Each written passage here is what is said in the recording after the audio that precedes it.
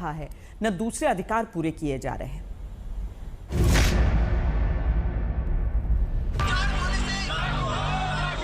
रोते बिलखते दर दर की ठोकर खाते, कभी अपने जिले कभी राजधानी तक आकर किस्मत घिसते, कभी विधानसभा कभी मंत्रियों के घर के आगे गुहार लगाते ये लोग कौन?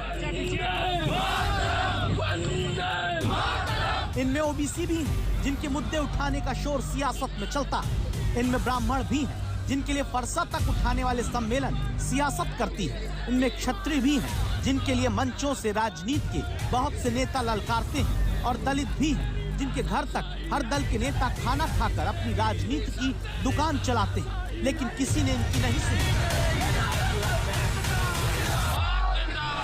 तब इन लोगों ने आज तक तो कहा दस्तक दीजिए, सैकड़ों ईमेल किया। किसने? उत्तर प्रदेश ग्रामीण आजीविका मिशन के कर्मचारियों ने।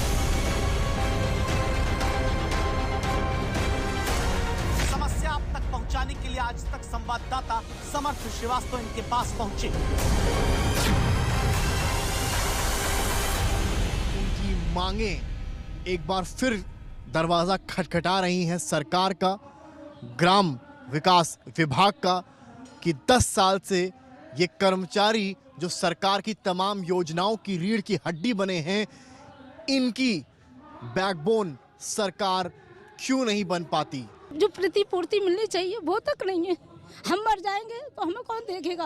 हमने तो ये सोचा था मिशन से जुड़ के हम एक अच्छे मुकाम पर पहुंचेंगे।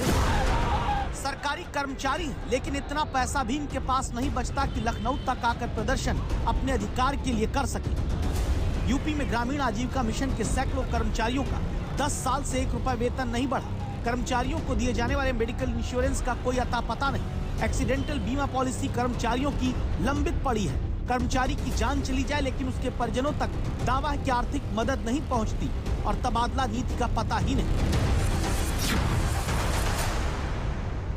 किस तरह से हम लोग अपना गुजारा करें? आए तो ये समझ के थे कि इसमें जो हमारी HR पॉलिसी है, विज्ञप्ति निकली थी तो हमें ये चीज़ें मिलेंगी, लेकिन हुआ क्या कि कुछ समय देने के बाद बिल्कुल एक साथ रोक दी गई है। आप बताइए, बिना सैलरी बढ़े, बिना भत्ता मिले, बिना EPF, बिना मेडिकल इंश्योरेंस, क्या आप अपने बेटे बेटी को किसी नौकरी में काम करने देंगे?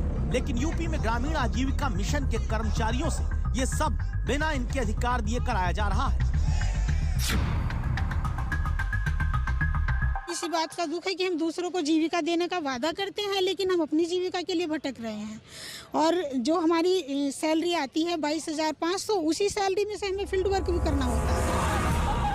कर्मचारियों के भरोसे महिलाओं को लखपति दीदी बनाने का सपना सरकार दिखाती है। इन्हीं कर्मचारियों के दम पर महिला समूहों को गांवों में फायदा पहुंचाने के दावे किए जाते हैं। ये पूरा मिशन केंद्र के ग्रामीण विकास विभाग के तहत आता है। कर्मचारी दावा करते हैं बाकी राज्यों में इतनी शिकायत नहीं जितनी उत्तर प्रदेश में। इसीलिए उत्तर प्रदेश की ग्रामीण विकास राज्य मंत्री विजय लक्ष्मी गौतम तक दस्तक देने हम पहुंचे।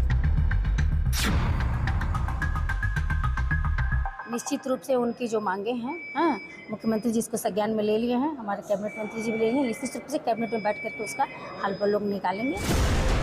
ये कर्मचारी अब दिल्ली तक धरना प्रदर्शन करने आ रहे हैं। अगर लाचार कर्मचारी प्रदर्शन धरना ही करते रहेंगे तो जनता का काम अटकेगा। इसीलिए जरूरी है इनकी समस्या पर समाधान की दस्तक दी जाए।